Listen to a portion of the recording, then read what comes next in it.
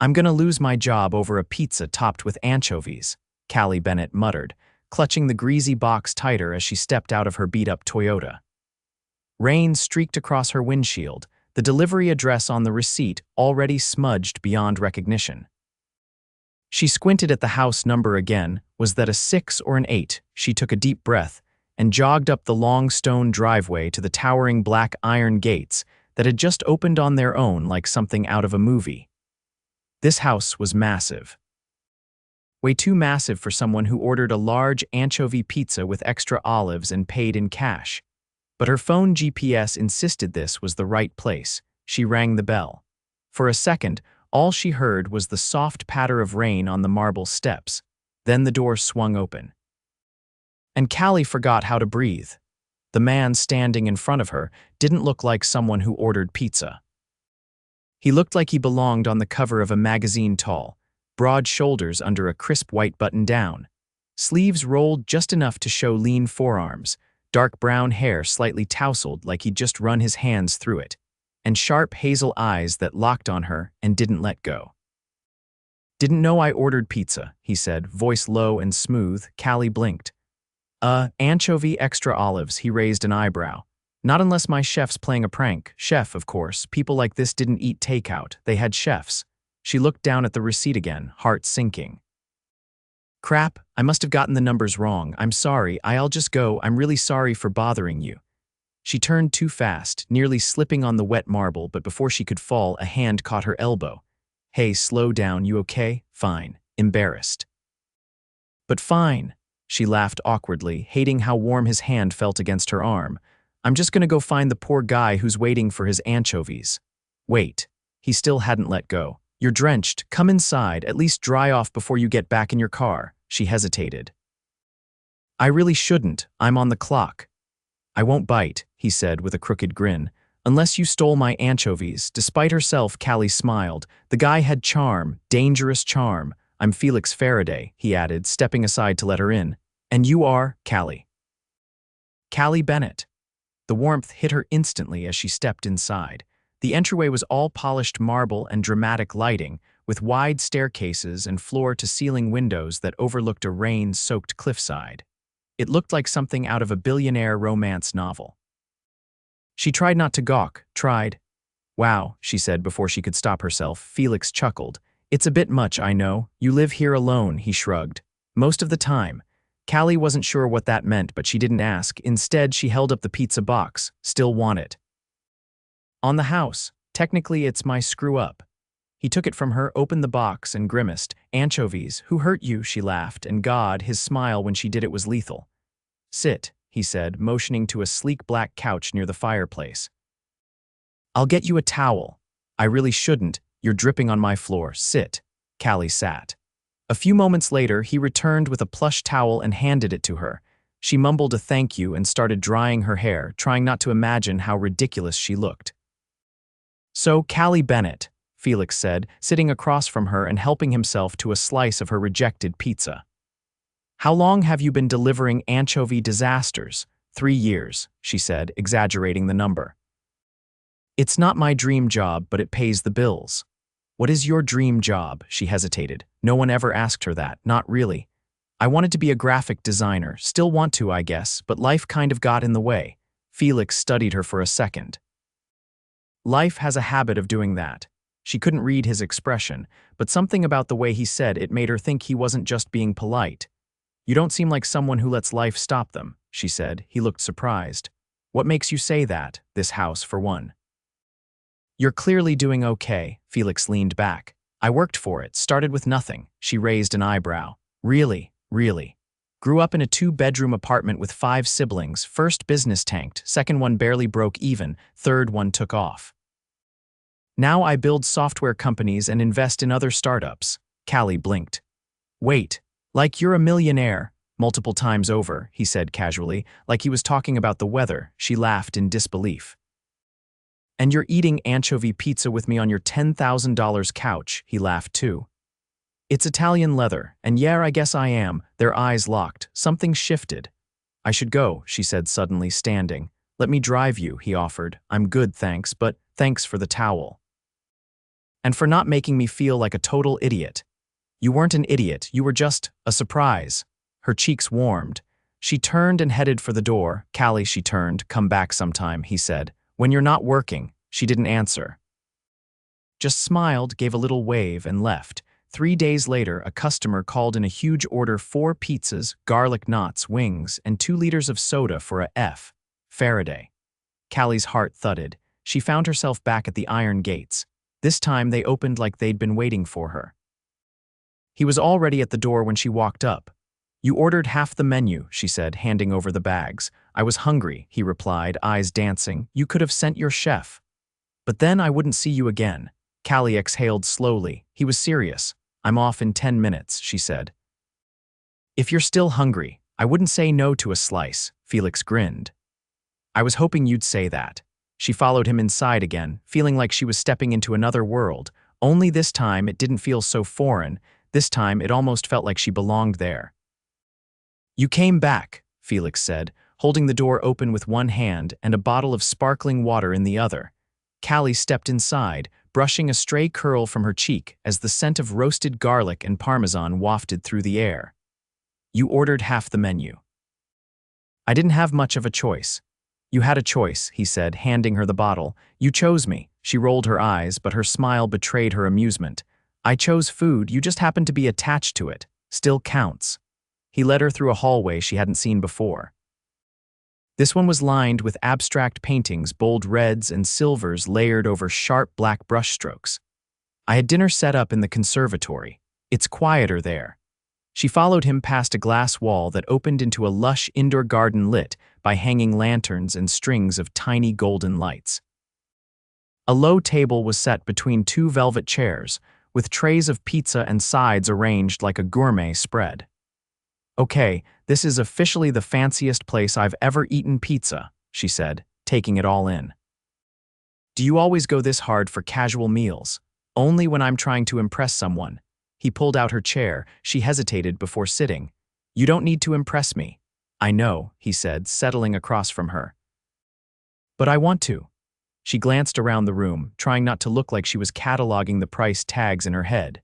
Ferns cascaded over stone planters, and the ceiling was entirely glass, revealing a sky streaked with fading storm clouds and the first signs of dusk. It was the kind of place where time felt suspended. I've never seen anything like this. She reached for a slice of pepperoni and mushroom. It's like a fairy tale greenhouse. It used to be my mother's garden, he said, pouring her water. She loved plants. Said they gave her something to take care of when the rest of the world didn't make sense. Callie looked up. Is she still around? He shook his head. Passed away 5 years ago, cancer. I'm sorry. Thanks. He stirred a piece of crust around his plate. She would have liked you. You don't know me. I know enough.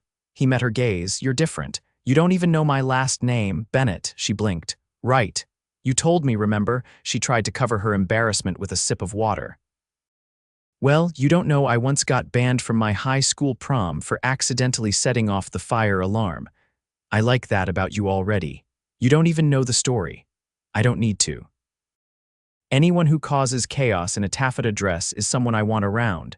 She laughed, and he leaned back, watching her like she was a puzzle he was determined to figure out. Do you always say things like that? She asked. Only when they're true. He crumbled a piece of crust between his fingers. I'm not great at surface-level stuff. You don't seem like the type who needs to be. Maybe, but it gets exhausting, pretending to be someone I'm not in rooms full of people who only care about what I can give them. She paused. Is that what people usually want from you? He nodded once. Money, connections, favors, sometimes just the idea of me. And what do you want? He hesitated for the first time, the quiet stretched, filled only by the soft chirp of hidden crickets and the distant hum of rain gutters. I want something real, he said finally. I want to stop wondering if every conversation has a price tag. Callie tilted her head. That's a lot to put on a girl who showed up with anchovies. He smiled. You didn't ask for anything. That makes you rare. She considered that, then changed the subject. So you invest in startups? I do. He reached for the Parmesan breadsticks. Mostly tech. I built my first company out of my dorm room, sold it 2 years later. After that, I started investing in other ideas I believed in. Like Shark Tank, but with less screaming, more or less. What's the weirdest pitch you've ever gotten? He grinned. A guy wanted to create edible wristwatches. She choked on her water. You're lying, dead serious. Said it would revolutionize snacking. I told him I already knew how to eat with my hands. She laughed again. And this time, something in her eased like a tension she didn't know she'd been carrying dissolved between bites of garlic knots and stories about edible accessories. I used to sketch logos, she said, resting her chin in her hand. For pretend companies. I had this one idea for a coffee shop that only served drinks named after literary villains. Let me guess, Macchiato Moriarty. Exactly, he tapped the table. I'd fund that. You're just saying that. I'm not. I like the way your mind works. She looked at him, really looked at him. The sharp lines of his jaw, the way his fingers tapped rhythms on the table when he was thinking, the flicker of something unguarded in his eyes when he spoke about things that mattered. You don't act like a millionaire. Maybe because I still remember what it feels like to count quarters for gas. They fell into silence, the kind that didn't feel uncomfortable, just full. After dinner, he walked her out through a side hallway that opened onto a small courtyard with ivy-covered walls and a bubbling stone fountain. Let me show you something, he said, leading her to a freestanding glass building connected by a narrow bridge. Inside was a studio-wide open space, white walls covered in framed sketches and blueprints. A drafting table sat near the window, and along one wall was a long digital screen scrolling through design mock-ups. This is where I work when I don't want to be around people, he said. She wandered toward the sketches. You draw, design concepts, interface layouts. It started as a way to organize my thoughts. Now it's how I build ideas. Callie paused in front of one sketch, a stylized phoenix rising from circuitry. This is beautiful. It was the logo for a company I helped rebuild after it crashed. The founder lost everything, but he had this spark. I couldn't ignore it. And did it work? It did. He sold last year, made enough to retire. She turned toward him. You like helping people start over, he nodded. Because I know what it's like to need a second chance. She didn't ask what had happened. The truth was written all over the way he looked at those sketches, as if each one held a piece of something he'd fought to reclaim. She stepped closer.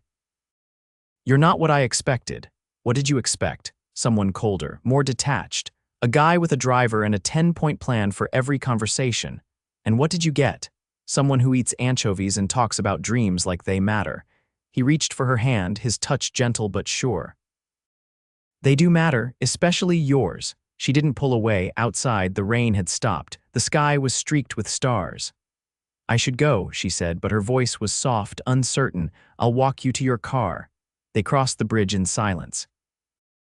At her driver's side door, she turned to face him. I don't usually do this, she said. Do what? Let someone in like this, so fast.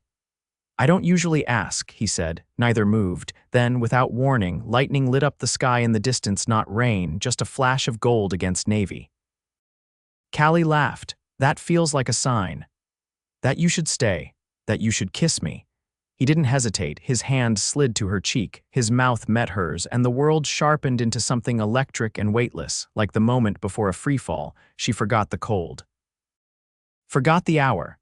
Forgot everything except the fact that her fingers were curled into the collar of his shirt, and her heart was thudding somewhere between disbelief and something dangerously close to hope. When they pulled apart, he rested his forehead against hers. Come back tomorrow, she nodded. I will. And this time she knew she meant it. Felix didn't wait until morning. By 9:30 the next day, Callie was balancing 3 pizza boxes on her hip when her manager called her back to the front of the shop. She expected a complaint or maybe a request to mop the back hallway again. What she didn't expect was a man in a tailored navy coat standing at the counter with a smile that made her heart trip over itself. I figured you wouldn't have time off tonight, Felix said, eyes glinting. So I brought dinner to you. She stared at the silver tray he was holding. Yes, an actual silver tray, and the unmistakable scent of truffle oil and roasted tomatoes wafting from the covered dish. You brought me food to a pizza place. I thought it was poetic. You're ridiculous, possibly. But I'm also hungry, and I figured you might want a break. Callie glanced at her boss, who was already halfway through his third box of breadsticks in the back. She exhaled. "I've got 15 minutes. That's all I need." They sat outside on a crooked metal bench near the dumpsters, the tray balanced between them, the night air crisp and dry. Felix uncovered the dish with a flourish. Risotto from a chef in Milan. "He owes me a favor. You flew risotto in from Italy." "No, but I had it prepared to match his recipe exactly. I wanted something memorable." "You do realize I'm wearing marinara-stained sneakers, right? I like them. They're honest." She took a bite and closed her eyes. "Okay. This is easily the fanciest thing I've ever eaten next to a trash can." He laughed, and the sound wasn't polished or calculated. It was warm and unguarded, the kind that made it impossible not to smile back. "Do you always do this?" she asked, pointing her fork at him. "Do what?" "Drop into someone's life like a dramatic plot twist, only when it feels like the story's about to get interesting." She looked at him then, really looked, and realized he wasn't just being charming. He was trying, not with money or theatrics, but with presence, with intention. "I don't know what this is," she said carefully, "but I haven't stopped thinking about that kiss." "I haven't either," he replied, his voice dropping a little, "and I don't want it to be the last one." Something shifted in her chest, an ache she hadn't realized was there loosening its grip. "Why me?" she asked. He leaned forward, elbows resting on his knees. "You don't flinch when I tell the truth. You don't treat me like a headline. And when you laugh, it sounds like something I want to hear for the rest of my life." "Felix, I know it's fast," he said. "But I've built empires in less time than it took me to realize I want to know everything about you." She didn't answer. Instead, she took another bite of risotto and let the silence speak for her. By the end of the week, they'd seen each other 4 times, never in the same place twice. Once on the rooftop of a parking garage where Felix had set up a makeshift picnic under string lights. Another at a bookstore where he insisted on buying her a first edition of a poetry collection she mentioned in passing. They never talked about where it was going. Until he brought her to the gallery. It was tucked behind a row of industrial buildings, nondescript from the outside but glowing from within. Callie hesitated as the valet opened her door. She wasn't dressed for a gallery opening, skinny jeans, a leather jacket, and her worn boots, but Felix had said casual, and she wasn't about to start second-guessing him. Inside, the space was sleek and minimal, with high ceilings and pale gray walls. Spotlights illuminated large canvases. The crowd was more curated than chaotic people in quiet conversation, champagne glasses in hand, the air filled with muted classical music. "Why are we here?" Callie asked as he joined her by the entrance. "Because I wanted you to see something," he said, guiding her toward the far wall. She followed him past a sculpture installation and a series of moody landscapes until they stopped in front of a single painting. It was bold, chaotic, a storm of color and movement. At the center, a silhouette of a woman, head lifted, eyes closed, surrounded by light. Callie stared. "It's beautiful. It's you," he said softly. She turned to him, stunned. "What do you mean? I commissioned it last week, from an artist I've worked with before." "I gave him a sketch I made the night I met you." "You sketched me?" He pulled out his phone and showed her the photo, a page from his notebook, rough lines and shading capturing her face mid-laugh. "I didn't plan to," he said. "I just couldn't stop thinking about that moment." Her breath caught. "You barely knew me." "I knew enough." The gallery buzz faded into nothing. Callie stepped closer to the painting, her fingers itching to touch it. "No one's ever looked at me like this," she whispered. "That's because no one's ever seen you like I do." She turned and kissed him. Not tentative, not careful. This time she didn't hold anything back. Afterward, he pressed his forehead to hers. "There's something I need to ask," he said. She pulled back slightly. "Okay, I'm going to Paris next week, just for a few days. I want you to come with me." Her eyes widened. "Paris? Just say yes." "I can't afford, you won't need to. I've already arranged everything. You'd have your own suite, your own space, no pressure. Just come with me." She hesitated. "That's a lot." "I know, but I also know what happens if we let this stop here. I go back to boardrooms. You go back to pizza runs, and we both wonder what would have happened if we'd taken the risk." She looked at him, her pulse racing. "You don't even know if I snore. Then I guess Paris is the perfect place to find out." She laughed despite herself. "Say yes, Callie." She stared at the painting again, her own expression captured in color and light, a moment frozen in time, and then she looked back at him. Yes, he smiled, and it was the kind of smile that didn't belong to someone used to getting everything he wanted. It was the smile of a man who'd just gotten something he never expected. She didn't know what Paris would bring. But for the first time in a long time, she wasn't afraid of what came next. The hotel suite overlooked the Seine. Callie stood barefoot on the balcony, her fingertips grazing the stone railing as boats drifted lazily beneath the bridge. The sun had just started to rise, casting Paris in a haze of gold and rose. Somewhere below, a violin played softly, too perfect to be real, but it was. All of it was. Behind her, the suite's French doors were open, letting in the quiet rustle of linen curtains. Felix was still inside, probably pacing with a cup of espresso and a file full of business notes he insisted on reviewing before breakfast. He'd offered her the trip like it was nothing, but she'd watched him work late into the night, making calls across time zones, rearranging meetings he couldn't miss. And yet he was here. For her, Callie turned as the doors creaked. "I thought you were asleep," Felix said, setting the cup down on a side table and walking toward her. "Too beautiful to sleep through," she said, not looking at the view. He came to stand beside her. "I was going to surprise you with breakfast in the garden downstairs. But you beat me to the sunrise. I've never seen a city wake up like this," she said. "It's like it's holding its breath." He glanced at her, then back at the horizon. "I used to come here when everything got too loud. It reminded me that the world didn't revolve around my problems." Callie leaned against the railing. "Do you miss being anonymous?" He hesitated. "Sometimes. There's freedom in being overlooked, but then I wouldn't have found you." She smiled faintly, then pushed her hair behind her ear. "Yesterday felt surreal. That gallery you took me to, the people you introduced me to, I felt like I was walking through someone else's life." "You belonged in every room," Felix said. "They noticed." "I don't care if they did." She turned to face him. "I only cared if you did." A beat passed between them. "I notice everything about you," he said. She dropped her gaze. "I'm not afraid of your world, Felix. I just don't want to lose myself in it." "You won't," he said, stepping closer. "You're too grounded." "That's why I trust you." Callie searched his face. "You keep giving me pieces of your life like you're waiting for me to walk away. I'm not used to someone staying without expecting something in return. I'm not going anywhere." His hand brushed her cheek, warm and steady. "Then we're already further than I ever thought I'd get." Later that morning, they walked through a quiet street near Montmartre, where the buildings tilted slightly and the air smelled like bread and jasmine. Felix held her hand, not as a statement, but like it was second nature, like he'd always done it. They stopped near an old church, where a woman sold watercolors on the steps. Felix picked up a small painting of a red door surrounded by ivy and handed it to Callie. "It reminded me of that first night," he said. She blinked. "The pizza? No, the way you looked at my house like it was alive. You saw past the walls." She ran her thumb over the corner of the paper. "You're not what I expected either." "What did you expect?" "Someone colder. Someone who wouldn't notice things like this." He chuckled. "I see more than people think. I just don't always say it out loud." They wandered into a nearby courtyard where a jazz trio played beneath a vine-covered trellis. Felix pulled her into a slow, easy dance right there in the open.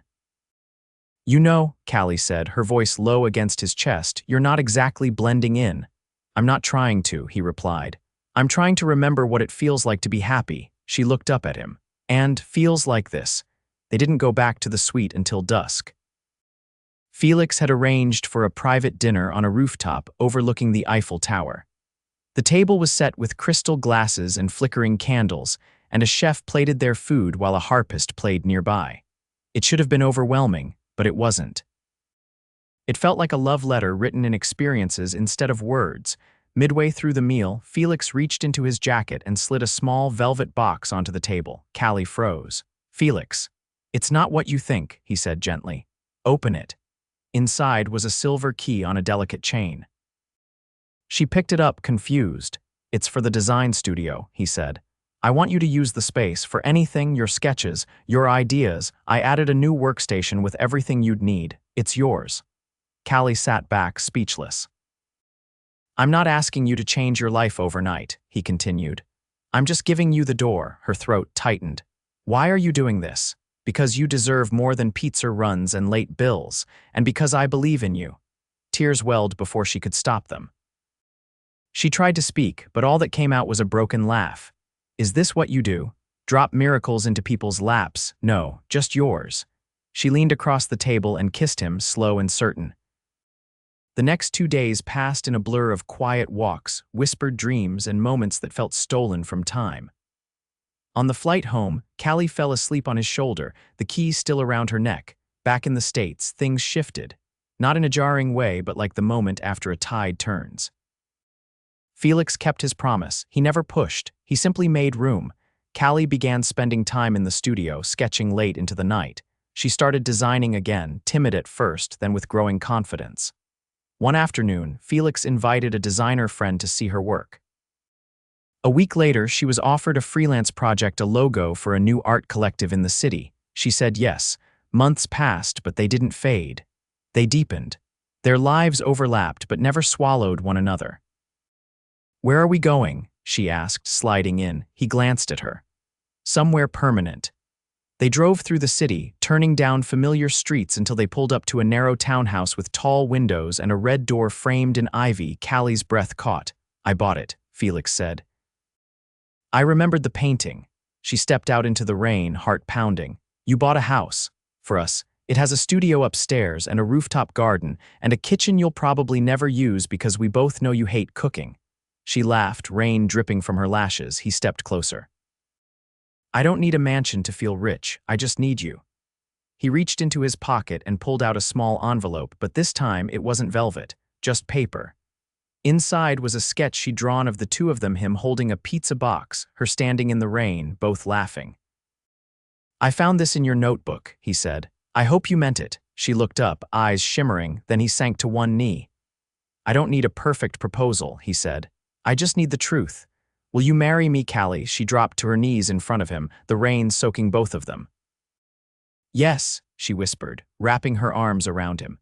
They kissed, laughter and tears mingling with the water that poured from the sky. Later, when they opened the door to their new home for the first time, he carried her across the threshold, not as a tradition, but as a promise. And she knew without a single doubt that the wrong delivery had brought her to the right place, to him. Forever. The red door creaked open on a late spring morning as Callie stepped barefoot onto the porch, a cup of tea warming her hands. She watched the city stir vendors rolling carts into place, the distant clatter of shutters opening along the row of townhouses. The ivy clung higher now, reaching the second floor, and the terrace garden Felix had planted was already spilling with lavender and lemon balm. She leaned against the railing, breathing in the scent of damp stone and new earth. Behind her, inside the house they'd made a home, Felix's voice echoed faintly from the upstairs studio. He was on a call, something about a new partnership in Copenhagen, but his tone was light and unhurried. He'd stopped scheduling meetings before noon ever since they moved in. "Life starts slower here," he'd said. "Let's not ruin it with alarms." Callie smiled and walked inside.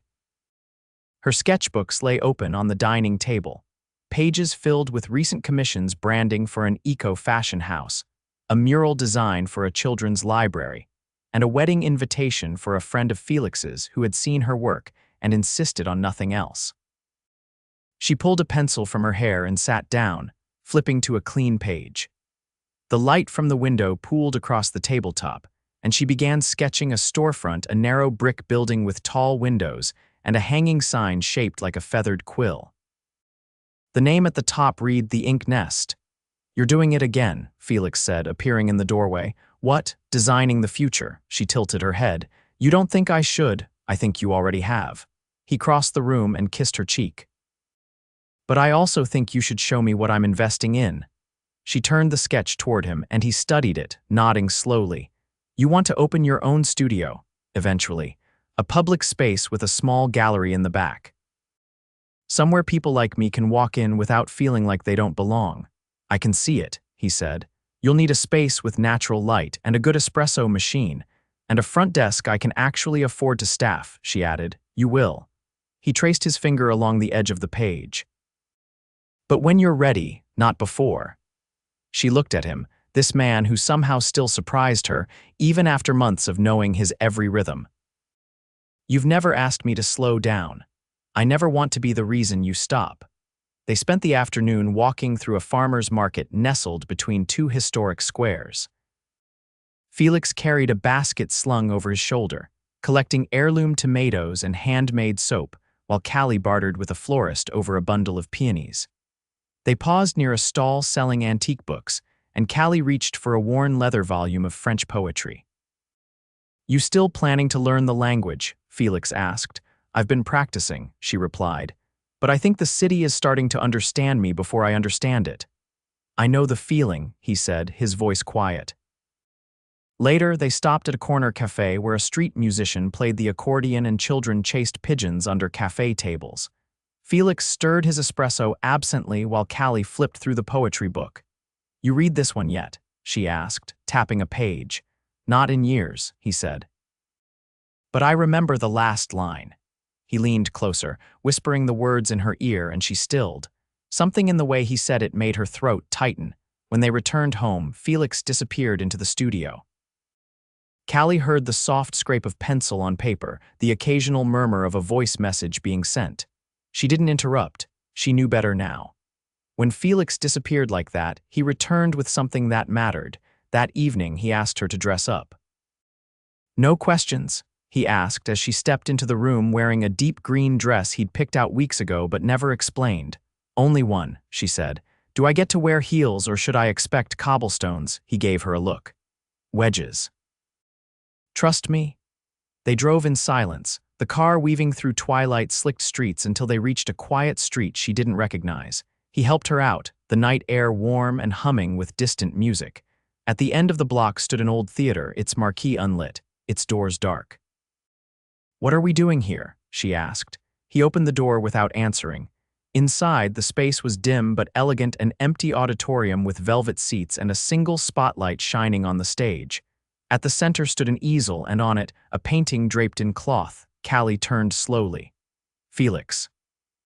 He reached for her hand and led her down the aisle. "I've been thinking about the moment we met," he said. "You standing in the rain with a pizza box like it was a shield, and me too stunned to come up with a fake name." She laughed. "You weren't very good at pretending." "No," he said. "But you saw me anyway." They reached the stage, and he turned to face her. "I fell in love with you in pieces, in stolen minutes, in every sketch you didn't think I noticed, in every time you made me laugh when I didn't know I needed it. I fell in love with you when you challenged me, when you told me I wasn't allowed to be afraid of myself anymore." He pulled the cloth from the canvas. It was a new painting her, standing in the studio window, light pooling across her sketchpad, the city behind her like a whisper. But this time there was no distance, no hesitation, just her centered and certain eyes lifted toward something unseen. "I painted this the night I knew," he said. "Knew what?" she whispered. "That I could spend my whole life chasing things that looked like success, or I could stop chasing and finally be home." He reached into his pocket, and this time it was a ring. She froze. "I want late mornings and market tomatoes and sketchbooks scattered across the table. I want the sound of your laugh in rooms I haven't even built yet. I want to be the place you return to, always." He opened the box. "Callie Bennett, will you marry me?" She didn't cry. She didn't laugh. She stepped forward, wrapped her arms around his neck, and whispered, "Only if you promise to never let me go." He slid the ring on her finger, and she kissed him with the kind of certainty that only comes when you know the story is just beginning, but this time, you get to write it together. They married 6 months later in the courtyard of the townhouse, beneath an arch of wildflowers and trailing ivy. Felix wore a gray suit with no tie, and Callie wore a simple gown with a green sash that matched the dress she'd worn the night he proposed.